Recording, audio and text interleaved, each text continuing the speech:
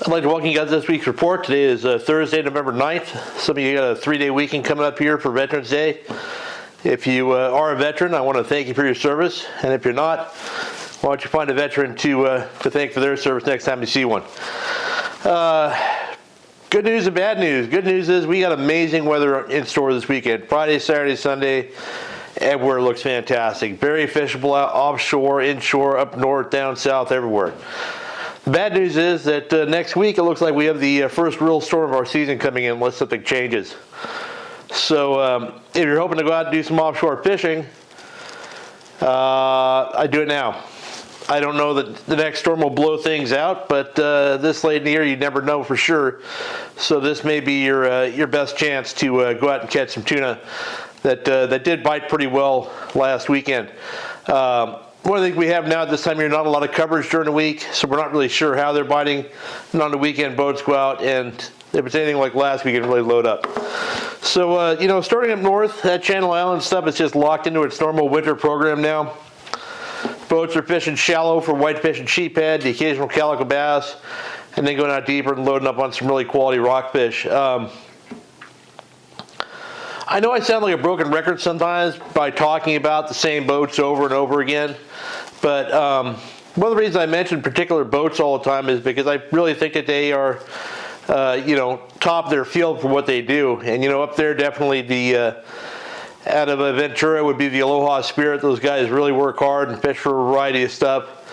And then up at Santa Barbara, you got the Stardust and the Coral Sea boats like that. They're consistently going out and getting really quality fish for people. They don't just phone it in. Not that any sport boats really do nowadays, but these are top line operations.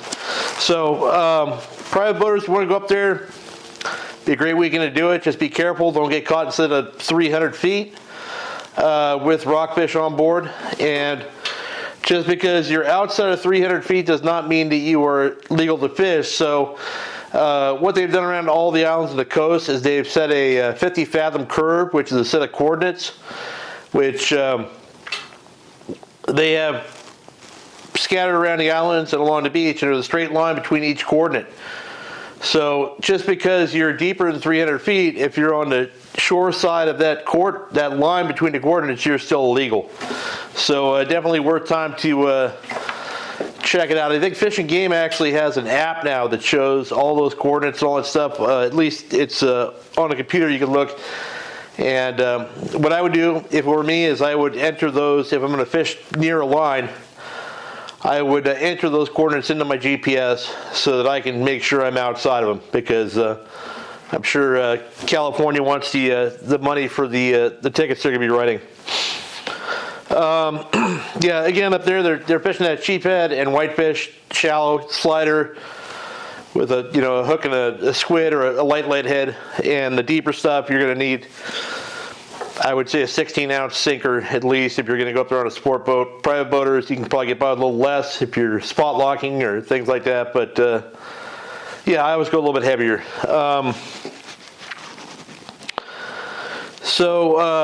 I'm going to talk about the islands here real quick. No real reports from Clemente. No one's been out at all that I know of. A few boats went to Cat over the weekend. I was one of them. Matt and I launched out of Long Beach with a plan to go to the west end of Cat and fish for bass in the morning and then fish for cod off the west end afterwards. So we got to the island and Matt was reaching for something and kind of threw his back out. So that kind of put an end to our bass fishing. And while he was laying there writhing around the deck, a spot of yellows came up feeding, and up and down quick. We chased those around a bit, never got into casting range. So here's one of the things, it's November. I don't want to have too much tackle on the boat. Brought some bass rods, brought some cod rods. Don't have a jig stick on the boat. If I would have had my normal range shed of 106H with a mint white Tatty 45 on there, I'm pretty sure I would have caught one or more yellowtail. So always be prepared, I guess. And they weren't real big giant fish. It looked like maybe 12 to 15 pound fish, but they're definitely around. And we metered them a few times, but we would have had to catch them on bass gears. We needed to get close up to cast on them. So after we gave up on that and Matt recovered enough to return to a seated position so that he could actually do some fishing, we went and fished cod. off the west end of Cat. We fished anywhere from 500 to about 800. And this is the first time fishing that deeper stuff on my own boat. I fished it with Bobby Martinez a few weeks back. I didn't take any pictures of the fish we caught, so here's a picture of Bobby from the same weekend somewhere else. With that's the typical grade of fish you're getting with that deeper stuff. But it took me a while driving around to figure out what I'm looking at on my fish finder. And I'm not used to meeting around that deep and looking for fish. 700-800 feet looks a lot different than 100 feet does. And luckily, I have some of those Daiwa Seaborg electric reels, which make it easier to dry drop on some, because we made quite a few dry drops. And I finally dialed in my fish finder because I was changing. So it's the normal saying, it's the 83 kilohertz or hertz, whatever, the 200, and then they have high chirp, there's low chirp, there's medium chirp.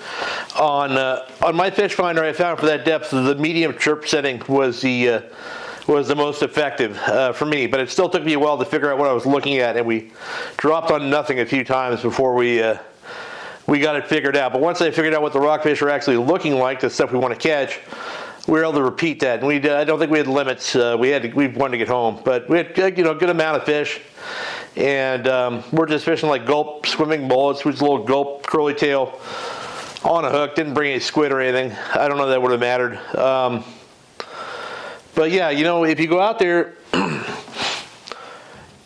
what looks like fish isn't necessarily fish, and you're going to need to try and drop on it. So what I did was I dropped on a number of different things on the meter until I started catching fish. And there are some red herrings in there, as you will drop and catch fish, but they're not the fish you're targeting. And it doesn't mean there's the fish you want around there. So if you drop down and you catch what we call a boscow or a starry eye, or any of those little green spotted rockfish or any other nonsense, right when you get to the bottom, that's not an indicator that there's actually bank perch or Floridas or reds or chilies around. So most of the fish that we're looking for are suspended up off the bottom, so I drop down to the bottom and come up 20 or 30 feet, and that's where you're looking for bites. And if you just drag your stuff around the bottom here, you get a bunch of squash, as we used to call them on a sport boat, because people would just take them off, throw them on deck, people would step on them, and they'd get squashed. And who wants that, right? So drive around, play with your fish finder transducer settings, play around with your gain. I wish I could just give you the magic bullet to do it on your boat, but everybody's transducers are different, everybody's fish finders are different, so just go and experiment around a bit and you'll figure something out. So, heading into the beach, we ran into Benny Florentino at the launch ramp when we got in, and he'd fished PV and had good fishing. Sounded very similar to the fishing we had a couple weeks ago there on the outside edge of the kelp, find some birds and get some bites. So that's good for him. He said nice afternoon bite for him there.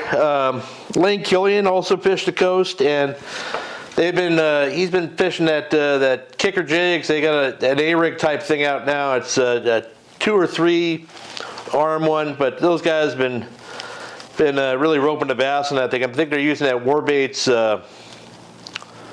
It's like a rocker head. I don't know what they call it, where the hook is just on a split ring off the back, and they're putting that pickle kick they make on the back of that, and doing real well on the smaller baits. It looks like.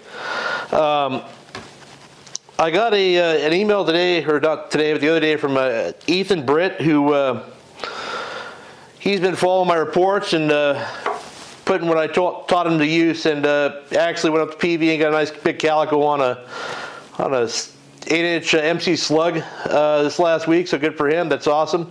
Keep it up. It's always great to get feedback from guys who are learning something, putting it to use, and having success. So good job, Ethan. Yeah, along the coast, that's really it. Most of the sport boats are fishing rockfish or hoop netting. I'm not going to report on hoop netting. I just refuse to. But if you want to go do that, I'd actually hire someone to go on the boat for me and just meet them at the pay their galley tab, buy them a ticket, and meet them at the dock after the slip up lobster, because that sounds horrible to me. So I said offshore fishing was good over the weekend, and I know the Thunderbird was on a 3-day, had limits of all nice big quality bluefin. They had daytime bite, nighttime bite. My friend Carmelo Chavez sent me this video here of them gapping a big nighttime fish. I know my other friend Dave Dodge was out on the El Dorado, and if you guys don't remember Dave, he used to run sport boats for years out of Long Beach and now works on tugs, but still an avid fisherman. I'm glad to see him get out there and catch some fish. Also glad to see the El Dorado getting out there and getting on some action. You know, normally that boat relies heavily on that shallow water rock fishing this time of year. And with Fishing Game at San Nick, with Fishing Game closing that down, it's nice to see that they have an option. Yeah, there's still some of the 4-pack boats running trips, 6-pack boats. You can probably talk to the guys on Blackfish, convince them to take you out if you want to go out looking for tuna this weekend. I don't know if they have charters or open party. I think Sika Sport Fishing out of Dana Point might have some openings. I might have seen something about that earlier this week. But yeah, if you want to even jump on a sport boat, I'd go on at least a day and a half or 2-day trip this weekend if possible. Gives you that time to be there for the day or nighttime bite if it happens. And like I said, there hasn't been a ton of coverage out there because of lack of boats getting off the dock during the week. But speaking of getting off the dock during the week, my friend Jonathan, he's been just putting into miles on that new World Cat of his, and he got back on him. I think it was on Friday. He went back to that same zone where he had fish earlier in the week. That dried up, so he ran up the backside of Cat and found big area all to himself, and got his 2-fish limit and real nice grade of fish. And then he said he's just sat around filming foamer action, and he sent me this video.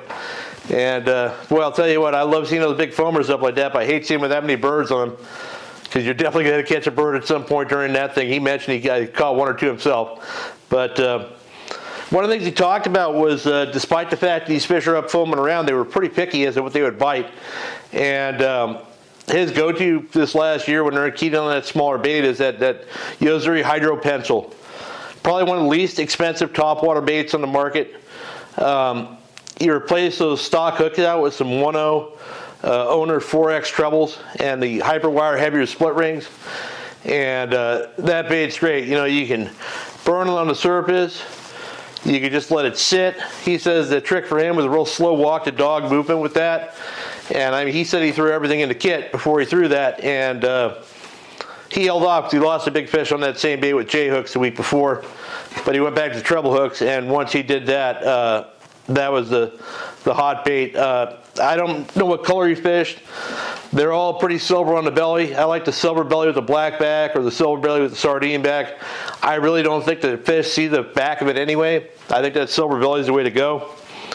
But, I want to talk about tuna fishing success here. We're kind of winding down on the season now, but and this was a year I didn't do a lot of it because I've been dealing with this knee injury and busy with other things. But, if you want to be successful tuna fishing, you could definitely take a page out of Jonathan's playbook, and that's he tracks everything that's going on all week long. I text back and forth with him. He's tracking water temps. He's tracking where the sport boats are. He's tracking everything else to try and get an idea of where he can go and find some fish without being around other people.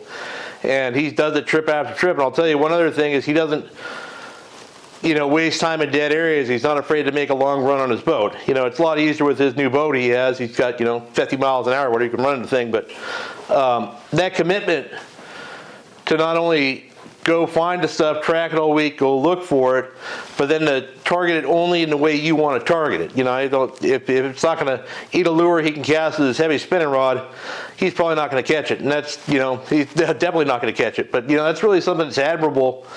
And it's something that, if you want to get better at offshore fishing and better at catching tuna on your own boat, and you have a way you want to catch them, what you need to do is leave everything else at the dock and only bring the gear you want to fish, the lures you want to fish, and keep an open mind and be willing to drive around rather than just drive to where they caught them yesterday or the week before.